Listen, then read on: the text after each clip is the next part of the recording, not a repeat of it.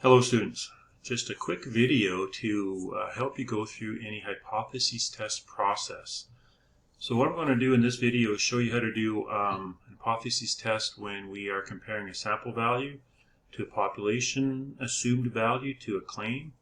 I'm going to show you the process to determine if there is any difference between two sample means, and then to show you an hypothesis test for the sample proportion versus an assumed population proportion claim. So what we're going to do is I'm going to send you this spreadsheet as well because it's going to be really neat to go through this process. So this is the first tab, first sheet on here is the one average. So basically we are looking at finding a sample average from any of the questions, finding the data, comparing it to the claim. The claim is the population average, and this comes from me. So if you are doing this type of test, ask me what the population average will be. So we're going to look at question, for this one, question 19. Was the course effectively delivered? So we, for these questions here, we calculated the average. The average was 3.71. We calculate the median as well, and more importantly, we calculated the standard deviation. The function for standard deviation is STDEV bracket and then highlight all your data. So these are the numbers we need. We need the count. Let's just put that in there as well. Count is 117, the average is 3.71, and the standard deviation is 1.099. So this is the values I've entered here. So I'm going to just manually write what the hypothesis test would be. Is that the population mean is at least 4. So that's why I have this value 4 here. This, once again, comes from me. The alternate hypothesis is that the population mean is less than 4. So we're testing to see if the population mean is equal to or greater than 4. I mean, the null hypothesis states that the assumption is that the population mean is at least 4, is 4 or more. We're going to test to see if it's less than 4. So we take a sample of 117 responses in a survey question. We get a sample average of 3.71, standard deviation of 1.099.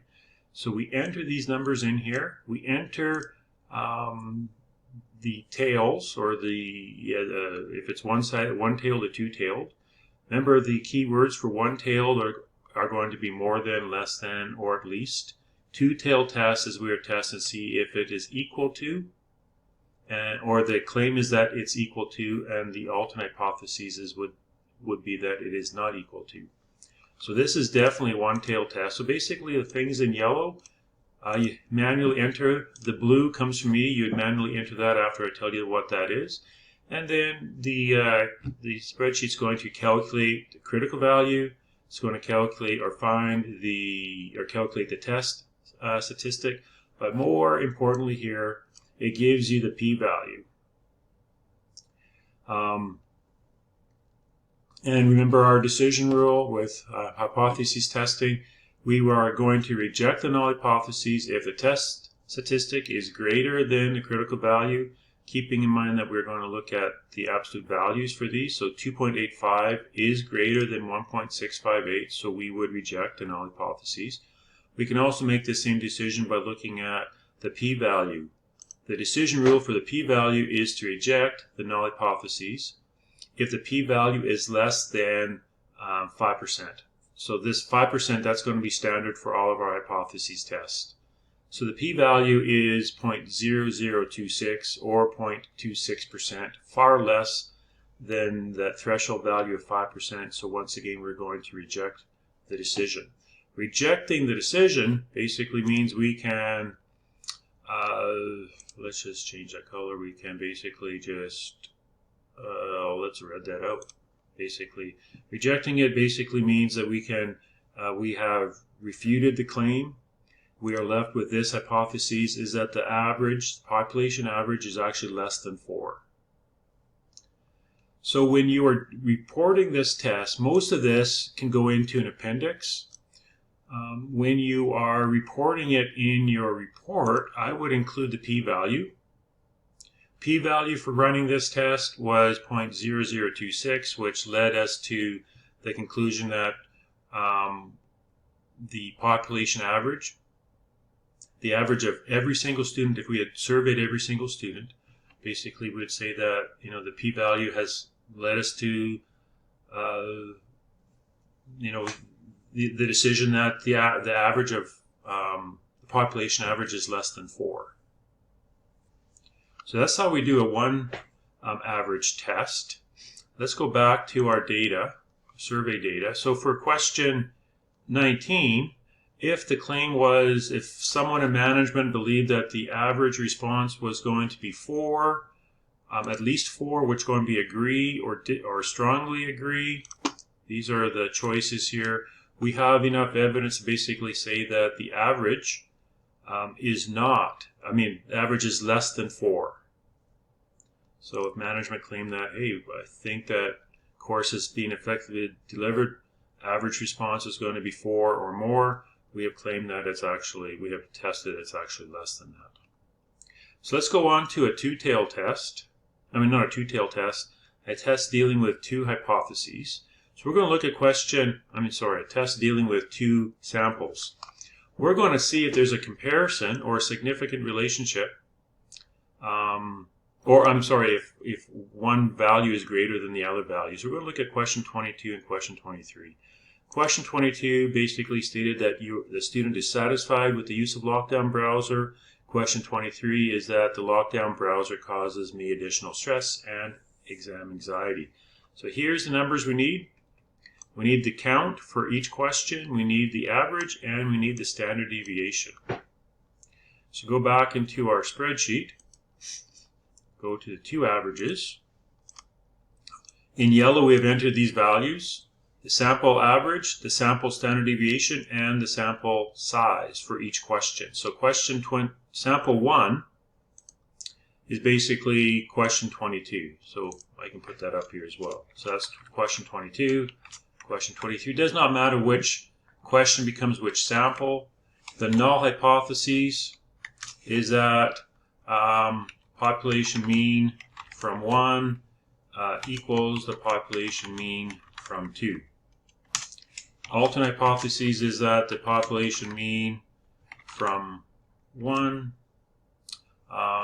does not equal the population mean from 2.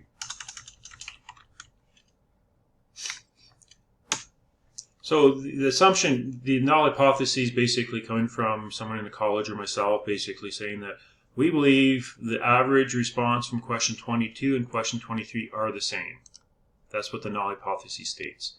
We're tested to see if it's actually different. So we take a sample.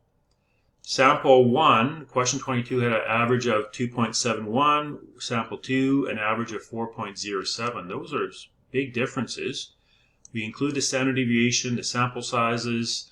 These are the values that are going to basically, help us inform our decision. The test statistic turns out to be negative 7.686. The critical value is 1.971. So remember our decision rule for rejecting the null hypotheses is that we're going to reject the null hypotheses if the test statistic, keeping in mind when we make this decision to ignore the negative sign, is 7.686, and it's far greater than the critical value 1.971. So we will reject the null hypotheses. We can also make this decision by looking at the p-value. P-value is automatically calculated. This is a very small value. If we were to change this to the numbering system and add a bunch of zeros, basically that's what it becomes. So that's why the scientific notation is sometimes included in there, because it's a really small number. So it's 6.00732e negative 13. Basically we have to move this decimal place 13 spaces to the left. So that becomes a really small number. So our decision rule for the p-value is to reject the null hypothesis if the p-value is less than alpha. The p-value is really small, and alpha is 5%. So once again, if you were to do this test, include this here in the appendix. Mention the stuff in orange here. So basically, based on the data in question 22 and question 3, we have enough evidence to say that there is a significant difference, that the averages are not the same for question 22 and question 23. So let's go on to the third type of question we can work on. We're going to look at question, where does this come from? Question 23, where we have counted how many students agreed or strongly agreed. We got 52. How many students just agreed? So let's use this as an example to maybe someone in the college management believes that 50% of the students would strongly agree that the lockdown browser causes additional stress and anxiety. So they believe that the overall number is 50%. Where does that 50% come from? That just comes from, in this case, myself, but basically it comes from anyone who wants to make a claim. So we're looking at the null hypothesis would be the population proportion is at least 50%. We're going to test to see if the population proportion is less than that. So we enter these numbers here. Let's make these yellow, as they should be. The proportion for this is the numbers for the strongly agree only, not both strongly agree and agree, but just strongly agree. We found that the proportion was 48.6%. We can go back to our data. Basically, 52 out of 107 gives us this number right in here. Let's make that over there. So 48.6 strongly agreed. We run the numbers. It's a one-tailed test. We could make this a two-tailed test as well by just doing that, but we're making it a one-tailed test. The decision rule rejected null hypotheses if the test statistic is greater than the critical value. The test statistic is negative 2.9. So when we are making our decision, ignore the negative sign.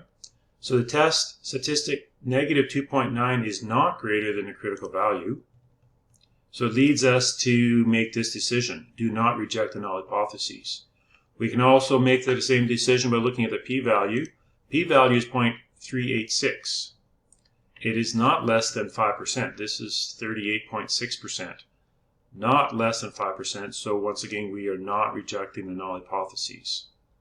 Not rejecting the null hypotheses basically means we haven't refuted the null hypothesis claim.